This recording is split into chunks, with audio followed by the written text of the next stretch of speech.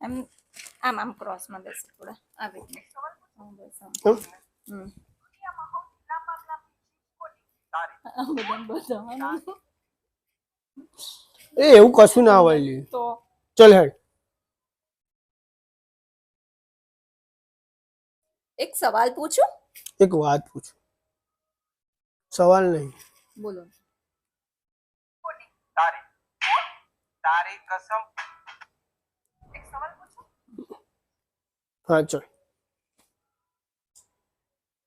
એક સવાલ પૂછું? પૂછ. દુનિયામાં સૌથી લાંબામાં લાંબી જીભ કોની? તારી.